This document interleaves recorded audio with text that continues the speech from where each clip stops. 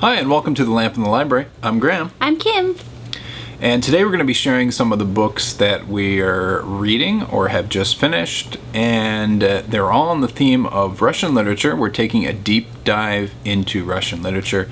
And it all started, if you'll recall, watchers of this YouTube channel, a couple episodes ago, Kim recommended that I read this book by Teffi, which was recently published by the New York Review of Books. And it's called Other Worlds, Peasants, Pilgrims, Spirits, Saints, where Teffi writes some short stories on the theme of Russian beliefs, superstitions, and folklore. And I finished this book and really enjoyed it. And a few episodes before, I had been reading this book by the great director Andrei Tarkovsky, where he talks about his film career, called Sculpting in Time. And Kim had been reading some Russian books as well that she's going to share with you. So here's a book I had been meaning to buy for and read for a long time. It's called Life and Fate by Vasily Grossman. And I think I put it off because I was intimidated by its length. It's 800 pages long. But the Vintage Classics series, they did a series of Russian books. So they've got some Tolstoy, some Dostoevsky. They did these really beautiful designs that were based on Russian and Soviet textiles, done by Suzanne Dean. Really fantastic cover design, so a really great shout out there. So I'm finally reading this book, Life and Fate. Huge chonker, not exactly light summer reading, but I'm really enjoying it.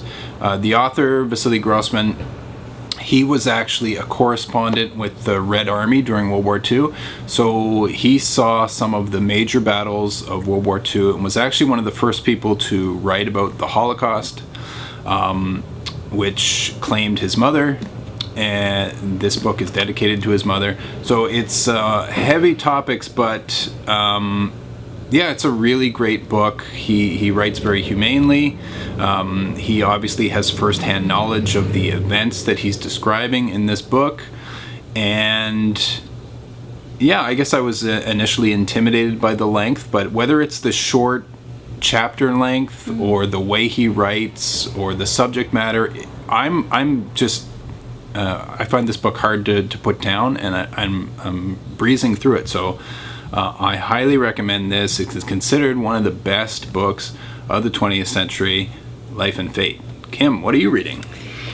So as Graham mentioned, I read the Teffi book, and I'd previously been aware of Teffi's work because I read her nonfiction short stories and really love her work. And I wanted to see if I could find some more stories that were perhaps translated, and I came across this Penguin Classics collection of Russian Émigré short stories, and it features a few stories by Teffi, but also I think in total there's about 20 different Russian writers who had to leave Russia during either the Russian Revolution or the following Civil War, and many of the writers went to cultural hotspots like Paris and Berlin and continued to write stories there. And this is a collection of some of their short stories, so I'm really excited to get into this. I haven't started yet, but it's just wonderful to know that there's more Teffi reading in my future, and that I'll probably be introduced to some new writers that I've never read before. I also thought it would be a good collection to get because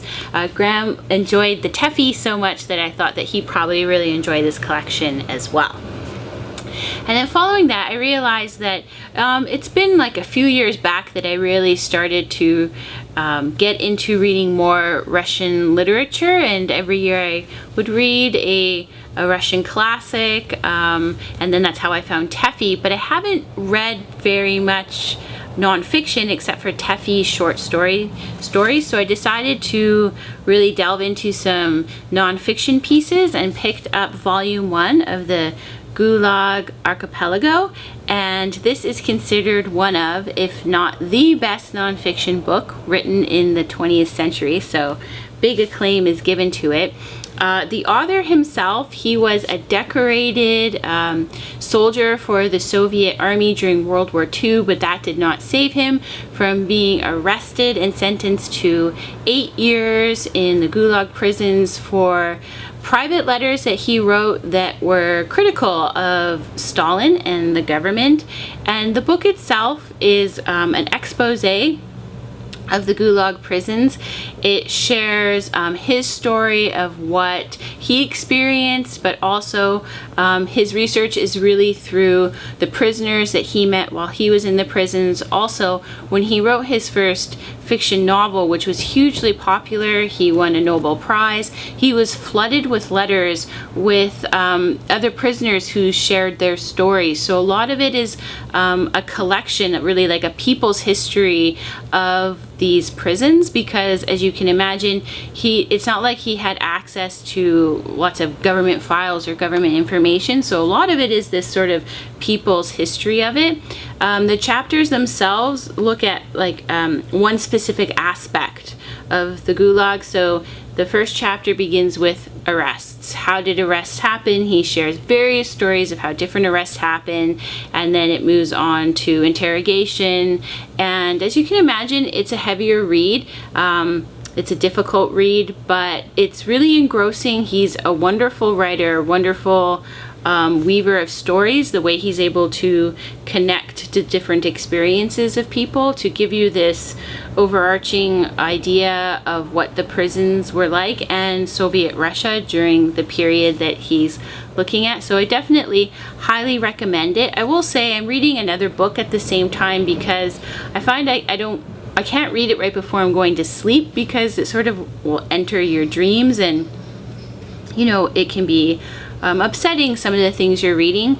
But at the same time, as I said, the chapters are broken down in a way that they're looking at one specific element at a time. So you're really able to put the book down between chapters to really, let yourself sit with it, think about what you just read. And it's one of those books that I think you can take your time reading. So that is some of what we're currently reading. Interesting that the Gulag Archipelago and Life and Fate, they seem to cover similar territory. Vasily Grossman in this book is kind of comparing the crimes of Stalinism to the crimes of the Nazis. And he thought that he could get this book published in the post-Stalin era in the early 60s because the country was changing a lot and things were opening up a little bit. Unfortunately, while the authorities recognized the greatness of the work, they told him that it could not be published for 200 to 300 years. And the book was arrested while Vasily Grossman was not, but this devastated the author who had written this masterpiece, and he died a couple years later of stomach cancer, it was lung cancer. Unfortunately, and he did not live to see his book published, which it eventually was smuggled out because he had secretly given copies to some acquaintances, and eventually was published in 1980, and then English translation appeared in the 2000s, which is what I'm reading now. So yeah, I mean, some similar territory there. Both books were considered highly dangerous to the Soviet regime. So yeah, we're for whatever reason, we're diving into these heavy works, not exactly light summer reading, but I think we're both enjoying these books and really learning a lot. So if you have read these books or have some Russian literature recommendations, do let us know. Yeah, and if you like this video, please give it a thumbs up, subscribe below, and hit the bell so you always know when there's a new episode. And remember, if you're going to write an 800-page masterpiece, make sure you have a plan to get it published. And remember to always honor your Baba Yaga. Keep well. And keep reading.